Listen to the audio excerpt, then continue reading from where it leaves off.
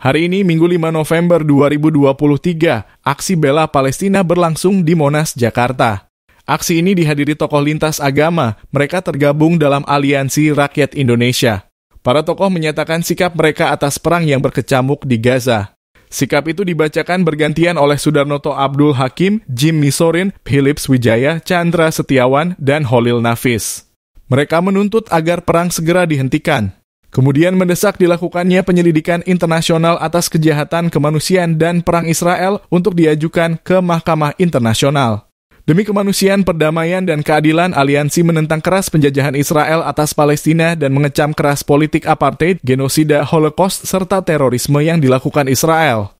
Aliansi juga menyerukan kepada pemerintah negara-negara Islam dan Arab untuk membatalkan hubungan diplomatik dan atau tidak membuka hubungan diplomatik dengan Israel sampai negara Palestina yang merdeka, berdaulat, dan berdiri tegak.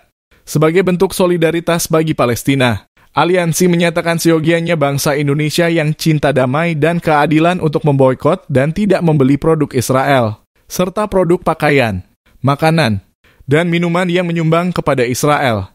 Aliansi juga memberikan apresiasi kepada Perserikatan Bangsa-Bangsa atas keputusan dan resolusinya terhadap Israel, antara lain sebagai pelanggar hak asasi manusia berat. Namun PBB perlu melakukan langkah nyata dan tegas dalam rangka menegakkan resolusinya dengan menghilangkan kekuatan veto dari negara yang menampilkan standar ganda terhadap masalah Palestina, bunyi seruan itu. Kami mendukung dengan penghargaan atas sikap tegas dan konsisten Indonesia yang sejak zaman Presiden Bung Karno hingga sekarang Presiden Joko Widodo yang terus menolak penjajahan Israel dan mendukung Palestina merdeka. Bunyi pernyataan itu.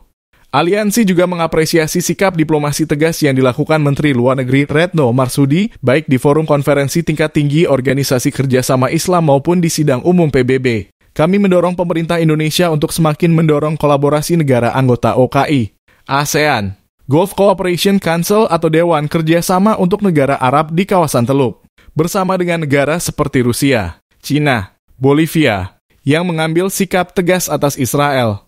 Lanjut pernyataan itu lagi.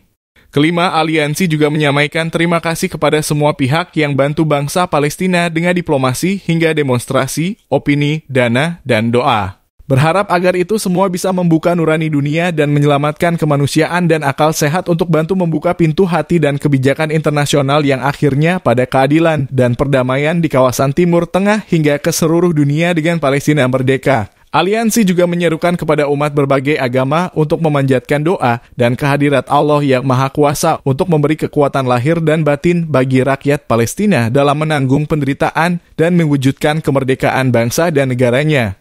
Perang di Gaza menewaskan lebih dari 9.000 orang. Sebagian besar anak-anak dan wanita.